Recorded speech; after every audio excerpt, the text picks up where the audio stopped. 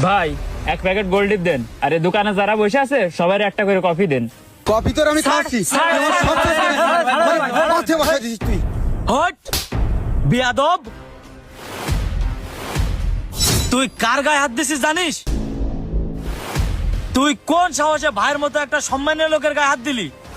হ্যাঁ সেইটাই তো। তুই কি জানিস ভাই একজন প্রবাসী, তুই ভাইয়ের গায়ে হাত দিছিস? তুই জানিস না একজন প্রবাসী দেশের কত বড় সম্পদ, আর তুই সেই প্রবাসীর গায়ে হাত দিছিস? হ্যাঁ ভাই আমি জানি একজন প্রবাসী আমাদের দেশের কত বড় সম্পদ, কিন্তু একের মতো অসৎ প্রবাসীরা আমাদের দেশের সম্পদ হতে পারে না। অসৎ প্রবাসী মানে? তুই কি করতে চাচ্ছিস? ভাই তোর কি ক্ষতি করেছে? হ্যাঁ ভাই, ও একজন অসৎ প্রবাসী, আর ও আমার কি ক্ষতি করেছে তাহলে এবার শোনেন। আসসালামু আলাইকুম, ভালো আছেন কাকা? ওয়ালাইকুম আসসালাম। হ্যাঁ বাবা আমি ভালো আছি। তা তোমারে তো চিনতে পারলাম না। আরে কাকা কি যে কন না, আপনি আমারে চিনতে পারলেন না? না আগো বাবা, তোমারে তো চিনতে পারলাম না। তা তুমি কি দা? এই যে উত্তর পাড়ায় জামিদুল আছে না, আমি তো ওনার ছেলে স্বাধীন। ও তুমি স্বাধীন, বাড়ি আইছো কবে? তুমি বিদেশে থাকতে না? হ্যাঁ কাকা, আমি তো বিদেশে থাকতাম, মাত্র 7 দিন হলো বাড়ি আইছি। ও আচ্ছা। তা আপনার ছেলে মইনুল কই? ওরে তো দেখতেছি না। মাঠে গেল মনে হয় মাত্রই আইছে। ও মইনুল কই রে?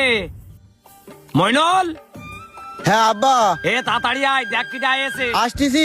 আবার কি হলো, কি জনি ডাকছিস তা কবে কিটা যাই দেখি।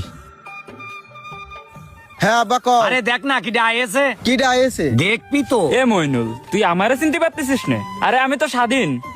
আরে কি কোস তুই স্বাধীন? ভাই তুই কবে আইছিস? আরে আমি তো বাড়ি আইছি 7 দিন হয়ে গেছে।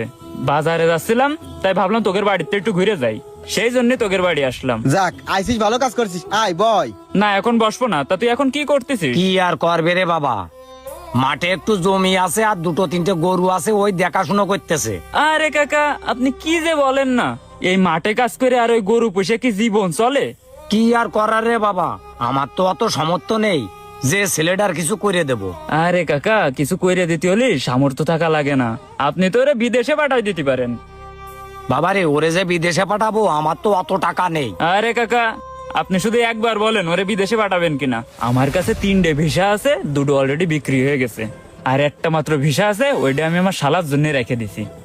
বাবারে তাহলে তুমি ওই বিষয়টা আমার ছেলে মইনুলরে দাও, তুমি তো তোমার শালারে পরেও নিতে পারবা। শোনেন কাকা, আমি তো চাই ও জীবনে ভালো কিছু করুক, উন্নতি করুক। ভাই রে, তালি ওই ভিসাটা তুই আমারে সত্যি সত্যি দিবি? আরে হ্যাঁ, তুই যদি বিদেশ যেতে চাস তাহলে ওই ভিসাটা